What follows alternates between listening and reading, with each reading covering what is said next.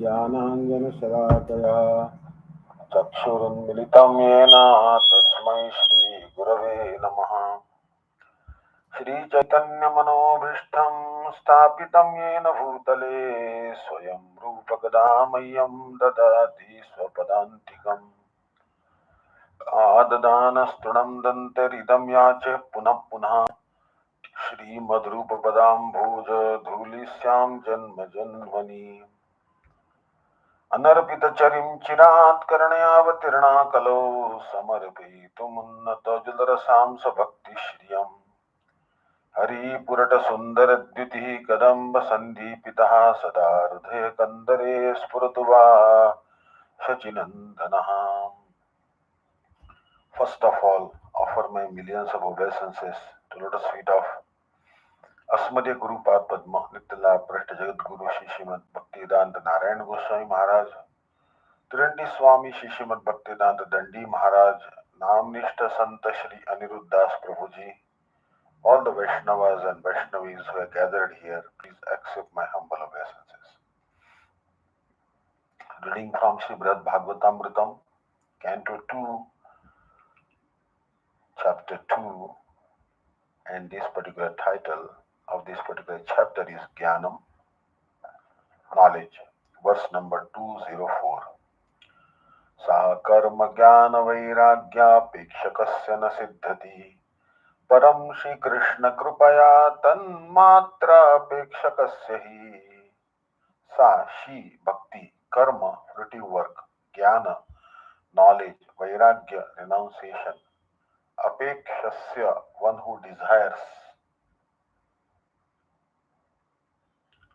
no not, siddhati is perfected, param only, Shri Krishna Kripaya by the mercy of glorious Sri Krishna. Tat that devotional service, matra exclusively, apekshasya one who desires, he indeed. That devotion to the Lord does not depend on processes such as fruity work, knowledge and renunciation, and therefore those who desire those things cannot perfect their bhakti. Only those who exclusively desire the loving service of Sri Krishna obtain bhakti on the strength of the Lord's mercy. Digdarshini Tika. Shri Gopakumar might ask, how does one obtain that bhakti? The personified Bhakti Shastras reply, those who desire karma, fruitive action, jnana, knowledge, vairagya, renunciation, etc. can never attain bhakti. Here karma indicates activities such as the execution of one's religious principles or prescribed occupational duties, dharma. Jnana indicates the ability to perceive the truth of the soul, atma, and that which is not spirit, anatma. Vairagya refers to being devoid of desire for sense objects. Only those who give up all these desires and exclusively desire pure loving devotional service to Sri Krishna can obtain that bhakti by the strength of the mercy of the Lord. Gopkumar might then question, since the very nature of Sri Krishna is to be supremely merciful, why doesn't everyone's devotion become perfected by his mercy? The Bhakti Shastras answer, although Sri Krishna is most merciful, he does not give the fruit of bhakti to everyone. Those who are particularly eligible give up processes related to karma and jnana, as well as the results of those processes, such as the attainment of heaven and liberation. They pray only for pure loving devotion, and without a doubt, Sri Krishna gives them the gift of service to himself. In the words of Sri Brahma, Srimad Bhagavatam 10 Canto 14 Chapter Verse 8, तत्तेऽनुकम्पां सुसमीक्षमाणो भुञ्जान एवात्मकृतं विपाकम् रुद्वाग्बपुभिर्विदधन् नमस्ते जीवेतयो मुक्तिपदे सदैवाक्. Those who, knowing well the power of your mercy, earnestly await it, all the while experiencing the results of activities that they themselves have performed in the past, and at the same time live in such a way that with body, mind, and speech they continuously offer obeisances to your lotus feet, those alone are qualified to attain liberation. This means that just as one who is not alive cannot be eligible to receive the inheritance of his ancestors, similarly, unless one practices a life of bhakti, he cannot in any other way obtain liberation, mukti. Here, mukti indicates the opulence of paramount bliss. The pada or place it can be found is either the abode of Sri Vaikuntha or the lotus feet of Sri Bhagwan, both of whose natures are comprised of that bliss. Another reading is that Mukti Pada, Pada here means topmost result, indicates bhakti, which is the fruit of liberation. Additionally, Mukti indicates the path of devotional service or Bhakti Marga that is situated above liberation or which mocks liberation. Pada here means feet, liberation is at its feet. Yet another meaning is the conventional definition of mukti, which is apavarga or freedom. In Srimad Bhagavatam, 5th canto, 19th chapter, verse number 19 and 20, it is stated, Apavargascha bhavati yo asau bhagavati sarvabhutatmani anatme anirukte nilayane परमात्मनि वासुदेवे ananya nimitta bhakti yoga lakshana. He who is the soul atma of all living beings, who is free from defects such as desire and attachment, who is indescribable and who is not independent of on and who is not dependent on anything, is the super soul, Bhagwan Vasudev. Unflinching, unalloyed devotion to him is known as apavarga, liberation or moksha pad, ultimate salvation. When the knot of ignorance in the heart, which manifest varied destinations for the living beings, is cut, one receives intimate association with those whose love for the Lord is pure, premi bhaktas. Then and only then can one attain the yoga of unalloyed devotion, bhakti yoga. Therefore, the word apavarga or liberation indicates bhakti or loving devotion. This is also stated by Sri Bhagavan in Srimad Bhagavatam, 11th canto, 20th chapter, verse 35. Nairapeksham param prahur nishreyasam analpakam tasman nirashisho bhaktir nirapekshasya me bhavit. In this verse, the word param means exclusive or the ultimate goal, and nirapeksham means being devoid of any desire to enjoy sense objects. The topmost object of achievement for those who are nirapeksha or who are devoid of any desire to enjoy sense objects is liberation, which is an extraordinary achievement. Therefore, those who do not desire even such liberation, or in other words, those who are disinterested in pursuing the means of obtaining liberation, such as knowledge and renunciation, are qualified to receive my bhakti. In Sri Vishnu Puran, Urva Muni tells Maharaj Sagar, Varnashramacharvata Purushena Parapuman Vishnur Aradhyate Pantha Nanyatato Shakaranam. The Supreme Personality of the Supreme Personality Sri Vishnu is worshipped by those who follow the rules and regulations of the four social and four spiritual orders of life.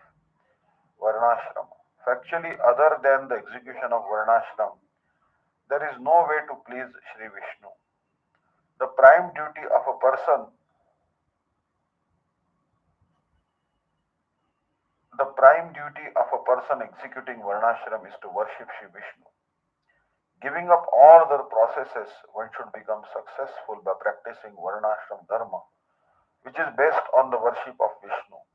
Then only can one obtain the full result of Varnashram Dharma. which is worship of Vishnu, following prescribed religious or occupational duties, and the path of philosophical inquiry, the processes of karma and jnana within Varnashram Dharma in a manner that excludes worship of Sri Vishnu will not satisfy the Lord. Factually, the fruit or desired consequence of Varnashram Dharma is only worship of Sri Vishnu. Without that, Varnashram is without value. In this way, it can be seen that those who have not developed strong faith in bhakti are unqualified to engage in it. For the benefit of such people, Sri Bhagavan instructs Shruti Smriti ममैवाग्ये यस्तु उल्लंघ्य वर्तते आज्ञाच्छेदी ममद्रोही मद्भक्तो अपि न Vaishnava. The Shrutis and Smritis are my orders. Those who transgress the injunctions in the scriptures are inimical to me, and even though they might engage in devotional practices, they are not Vaishnavas. The purport of the statement of the Lord is that to help those persons who are devoted to Varnashram system enter the path of bhakti. He has in various places given instructions in relation to neophyte stage of bhakti, guni bhuta bhakti, meaning bhakti that is predominated by the modes of material nature. Thus, in the beginning stage, the Lord has advised that one not completely give up the prescribed duties of the Varnashram system. It may also be understood that the Lord employs such edicts for the protection of the Vedic path known as Pravritti Marga, the path of regulated material development and sense enjoyment. Alternatively, as faith is required for executing bhakti, it should be understood that such instructions are given for those who lack faith. It is well known that scope of karma is limited. Therefore, if those who are devoted to bhakti abandon prescribed religious duties and other activities that constitute karma, they are not to be considered fallen. This is corroborated in the Padma Puran, where Sri Bhagavan states, Mat karma kurvatam pumsam kriya lopo bhavet yadi tesham karmani kurvanti tisram kotyo maharshaya.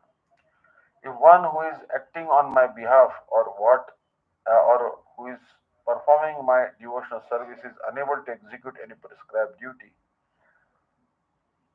300 million great sages who are expert in the Vedas are appointed to complete that karma. Also in the Padma Puran, it is stated in the prayers of Deva Duty, Yasmin Jnatena Kurvanti Karma Chaiva Shrutiritam Nireshana Jaganmitra Shuddham Brahmanamamidam. Those who realize that Parabrahma do not need to perform material duties, giving up all desires and maintaining a mood of friendship towards all the living beings of this world, they worship the Lord and offer obeisances to that Supreme Brahman. If this is the result of realizing Him, what can be said of taking shelter of Him and rendering service unto Him? In Srimad Bhagavatam 11, Canto 20th chapter, verse 9, Sri Bhagavan states, तावत् कर्माणि कुर्वीत न निर्विद्येत यावता मत्कथा श्रवणादौ वा श्रद्धा यावन्न jayate. Until one actually develops detachment in his heart from sense objects or until he develops faith in hearing narrations of my pastimes, he should continue to perform all prescribed religious and occupational duties, karma. Here the word karma indicates all prescribed religious and occupational duties, both nitya, regular and naimittika, occasional, mentioned in scriptures. The word va, meaning or, indicates that one should become detached from performing all other obligatory duties. This signifies the particular importance of rejecting karma, jnana, and so on. Srimad Bhagavatam 5th canto 5th chapter verse 2 and 3 also states, Mahantaste samachitta prashanta vimanyava shrut sadhavoye shrudha sadhavoye eva maishe kruda Great personalities are well wishers of all living beings. They are peaceful and free from anger. Their conduct is virtuous, and look up they look upon everyone with equal vision. Those who love me as the Supreme Lord and who understand that I am the ultimate goal of human life are truly great souls. The meaning of the word Shraddha in the above context is faith.